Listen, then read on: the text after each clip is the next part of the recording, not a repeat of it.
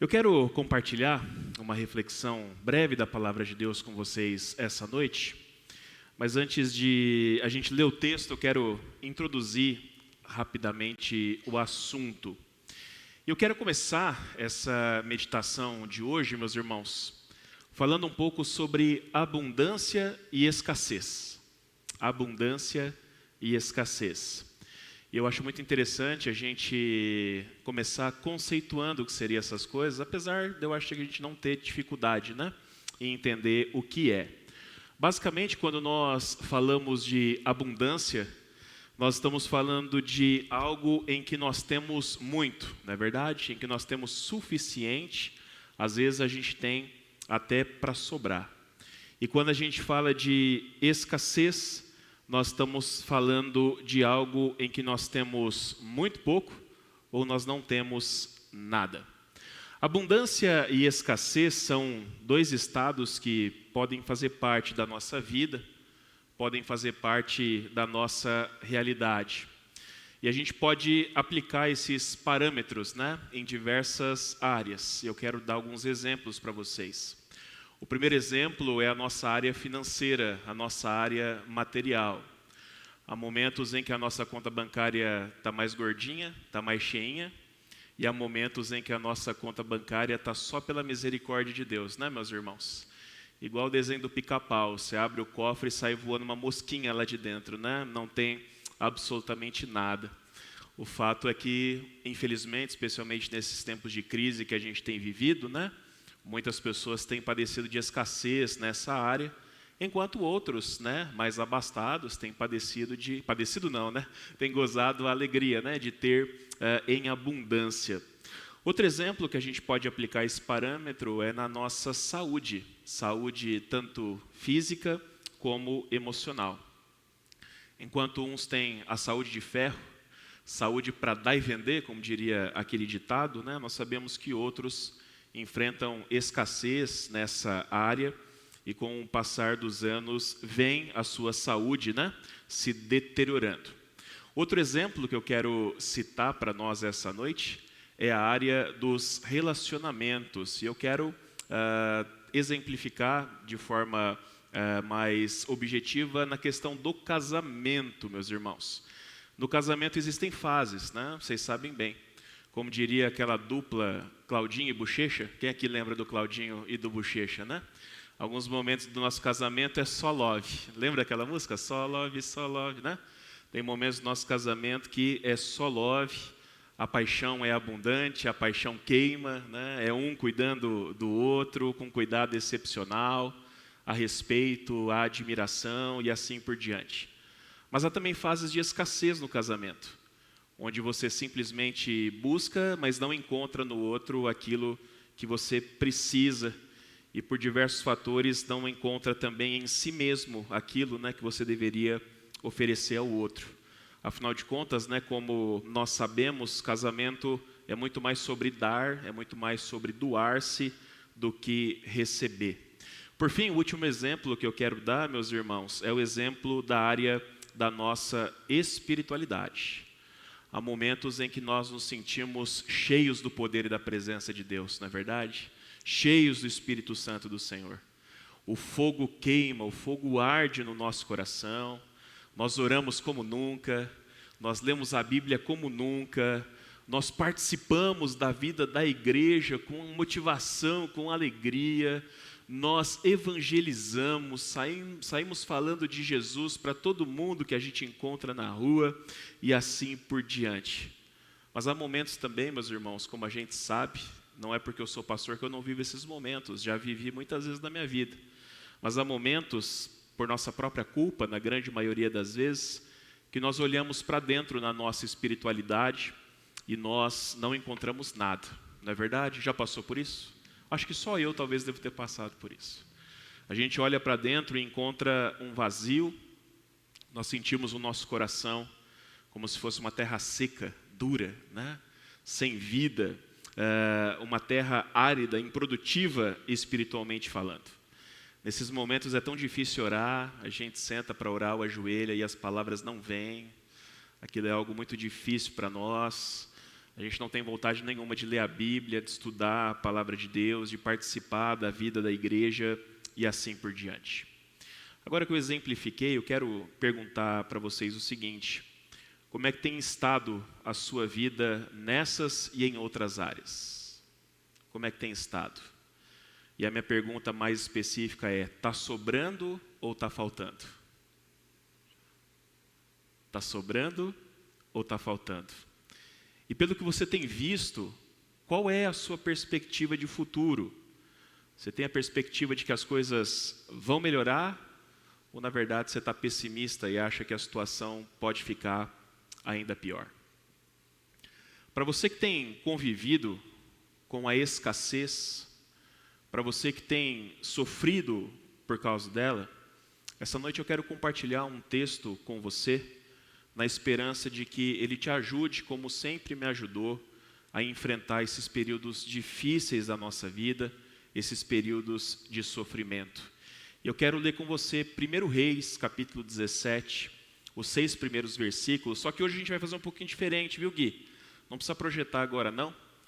Durante o sermão, durante a nossa devocional, a gente vai lendo aos poucos, combinado? Então, a hora que eu falar, Gui, versículo tal, tal, você projeta para a gente, beleza? E eu quero começar então, agora sim, Gui, pode projetar.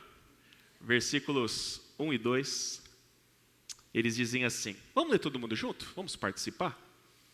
Então Elias, o tesbita dos moradores de Gileade, disse a Acabe: tão certo como vive o Senhor, Deus de Israel, a quem eu sirvo, não haverá orvalho nem chuva nos próximos anos, a não ser quando eu disser. Certamente você sabe que Elias foi um profeta do Senhor, mas ele não foi qualquer profeta.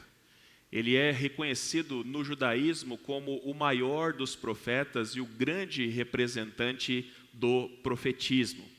Apesar de eu ter falado no meu sermão de domingo, eu quero relembrar mais uma vez a função de um profeta. Um profeta é uma pessoa que ela se torna o oráculo de Deus, em que ela recebe a palavra do Senhor, a mensagem do Senhor, e ela tem a responsabilidade, então, de comunicar aquela mensagem, independente de qual ela seja, independente para qual pessoa Deus a tenha destinado. E essas mensagens que Deus dava para que os profetas pudessem comunicar, algumas eram boas, algumas eram mensagens de bênção, mensagens de esperança, mensagens de restauração, mas outras, meus irmãos, não eram. E essa mensagem que Elias traz para Acabe no nosso texto, ela era um tanto quanto ruim. Ele chega diante de Acabe. Acabe era rei de Israel, foi um dos piores reis da história de Israel, o reino do norte. Ele era casado com Jezabel, né? Lembram, né? Uma das rainhas mais perversas também da história de Israel, serva do deus Baal. Elias então chega diante de Acabe e anuncia para ele, meus irmãos, simplesmente que não vai chover nos próximos anos. Eu quero enfatizar esse período de tempo. Não são dias, não são meses, são anos. Não vai cair uma gota d'água durante os próximos anos. O que significa quando não chove, meus irmãos? Falta de chuva significa seca. Seca significa colheitas ruins. Colheitas ruins significa mortes de animais. E quando não tem grão e não tem animal, o que acontece? Fome. As pessoas não têm com que se alimentar. Portanto, era uma notícia de fato um tanto quanto horrível de se ouvir. Vamos avançar, Gui? O texto continua, versículos 2 a 4. Vamos ler junto? Então a palavra do Senhor veio a Elias dizendo: saia daqui, vá para o leste e esconda-se junto ao ribeiro de Querite, nas imediações do Jordão. Você beberá a água do ribeiro, e eu ordenei aos corvos que sustentem você naquele lugar. Eu imagino, meus irmãos, que quando Elias chegou diante de Acabe com aquela mensagem, ele mesmo deve ter ficado um tanto quanto preocupado, um tanto quanto aflito. Afinal de contas, ele não era estrangeiro. Aquela não era uma terra estranha. Aquele era o seu lar. E, consequentemente, ele seria atingido em algum momento por aquele mal que ele estava anunciando, atingido por aqueles tempos de escassez, tempos de medo, tempos de incerteza acerca do futuro. Mas o texto mostra para a gente que imediatamente Deus vai tranquilizar o coração do seu profeta, dando uma ordem a ele. Uma ordem, humanamente falando, um tanto quanto estranha.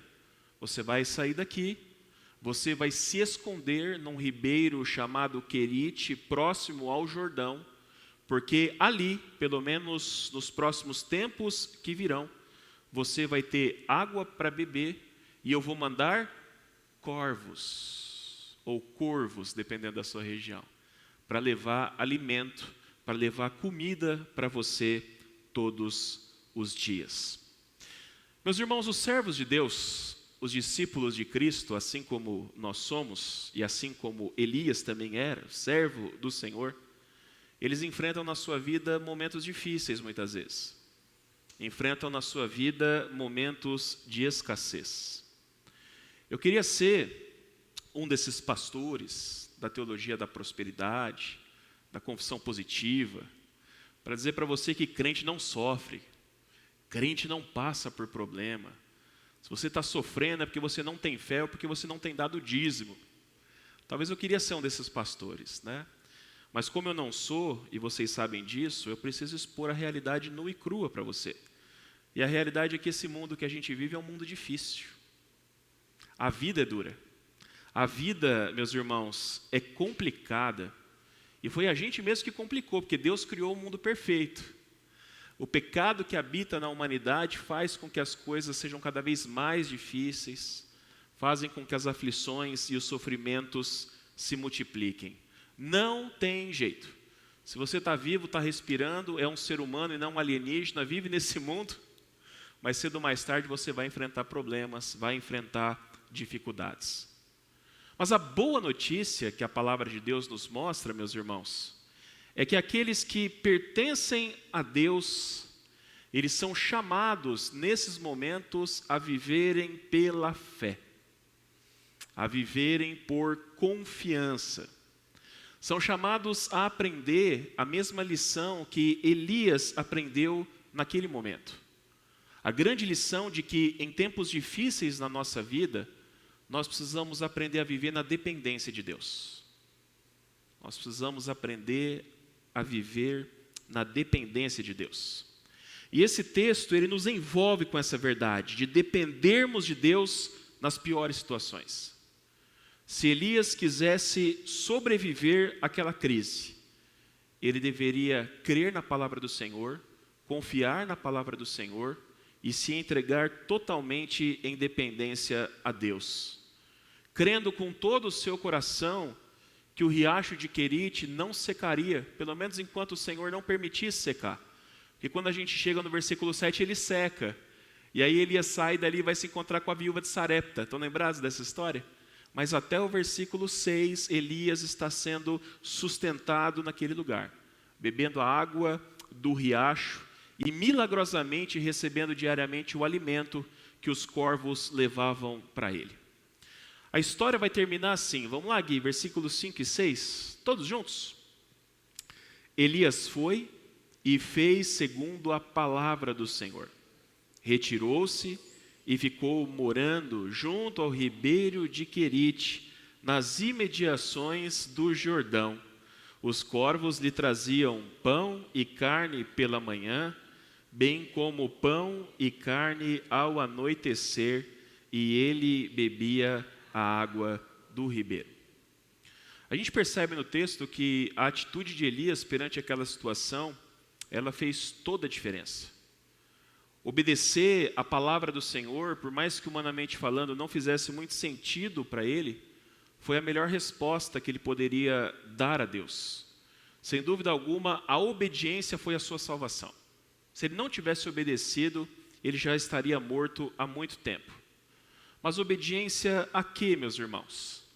Obediência ao chamado de Deus naquele momento, para viver em total dependência, em total confiança nele, quando tempos de aflição e escassez chegassem. Se ele não tivesse obedecido a palavra do Senhor, ele teria perecido. Mas ele obedeceu, ele decidiu caminhar pela fé, mesmo naquele contexto não apenas de sede e fome, mas um contexto também de ameaça contra a sua integridade física, porque certamente Acabe e Jezabel não ficaram nem um pouco contentes de ouvir aquela profecia da boca do profeta. Nesse momento, para a gente terminar, eu falei que eu ia ser breve hoje eu não estou enganando vocês. Eu quero te convidar a olhar para trás na sua história. Eu quero te convidar a fazer um exercício e olhar para trás na sua vida. Quantos momentos de escassez você já viveu até aqui? Quantos momentos de escassez você já passou até aqui? Quantos foram os momentos na sua vida que você achou que você não ia conseguir seguir em frente, mas você conseguiu? Quantas vezes você viu aquilo que faltava para você, de maneira incompreensível, humanamente falando, sendo acrescentado por Deus, até que se tornasse algo abundante? E se eu perguntasse a cada um de vocês como passaram e venceram esses períodos, eu creio que todos apontariam para Deus.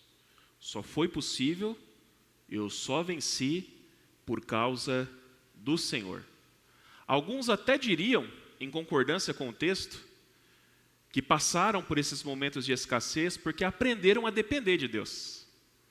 Aprenderam a confiar no Senhor. O pastor americano Timothy Keller, ele disse certa vez uma frase muito interessante, eu guardo no meu coração há muitos anos. Diz assim: você não percebe que Jesus é tudo o que você precisa, até Jesus ser tudo o que você tem. Vou repetir, você não percebe que Jesus é tudo o que você precisa, até Jesus ser tudo o que você tem. Quando tudo acaba, quando a escassez chega, a gente olha para Cristo e a gente vê que Ele é suficiente. E depender dEle pela fé não é viver no escuro, mas é viver na certeza de que Ele está ao nosso lado e que Ele vai prover cada uma das nossas necessidades. Eu quero terminar dizendo para você que Deus muitas vezes permite que a gente experimente a escassez na nossa vida para que a gente aprenda a depender dEle. Alguém já disse certa vez que o sofrimento é a escola de Deus. E é verdade. Todo mundo que sofre tem que aprender alguma coisa sobre Deus. Tem que se tornar mais parecido com Cristo. E muitas vezes Deus permite que a escassez chegue para que a gente aprenda a depender dEle. Para que a gente se aproxime dEle. Para que a gente veja que Ele é tudo o que a gente precisa. E para que a gente entenda, meus irmãos, que a vida plena, a vida abundante, cheia de significado que todo mundo procura, não está numa conta bancária cheia, não está numa saúde de aço, não está numa vida profissional de sucesso, ou num casamento inabalável e etc. Como nosso Deus, como nosso Criador, nosso Pai, Deus quer que a nossa vida seja vivida na dependência dEle e não na força do nosso braço. E não na força do nosso braço. Deus quer ser glorificado em nós, meus irmãos. E a gente precisa entender e lembrar que Ele é glorificado em nós quando nós dependemos dEle. Quando nós nos entregamos a Ele e cremos nele. E ficamos nessa confiança e nessa dependência até que a mão poderosa do Senhor se levante para nos abençoar. Se levante para nos abençoar com abundância, nos livrando da escassez. Deus, meus irmãos, está te chamando essa noite a não ter medo. Deus está te chamando essa noite a não se desesperar. Independente do que você está vivendo. Deus está te chamando a ouvir a palavra dEle e obedecer a palavra dEle quando Ele nos diz, vá para o riacho de Querite, se esconda lá e espere pelos corvos. Espere, aguarde, Talvez assim como Elias, você não possa fazer nada nesse momento na sua vida. Você esteja, como dizem, né, com as mãos atadas. Talvez o que você possa fazer tão somente é aguardar os corvos chegarem. Aguardar a manifestação do poder e da ação de Deus na sua vida. Se esse é o seu caso, aguarde, meu irmão. Espere, minha irmã. Mas faça isso com fé, com entrega, com confiança. Aprenda a depender do Senhor e aprenda a descansar nele, colocando toda a sua confiança no nosso Deus. Porque os corvos chegarão. Você crê nisso? Os corvos chegarão. E eles vão suprir a nossa escassez, cada uma das nossas necessidades. E Deus será glorificado através de tudo que Ele fizer na nossa vida. Amém? Portanto, que essa noite a gente aprenda a depender do Senhor nas áreas onde a gente tem visto que nós temos experimentado a escassez. Nosso Deus é o Deus da abundância. E no tempo dEle, mediante a vontade dEle, Ele vai suprir em Cristo cada uma das nossas necessidades. Que Deus nos abençoe em nome de Jesus. Amém.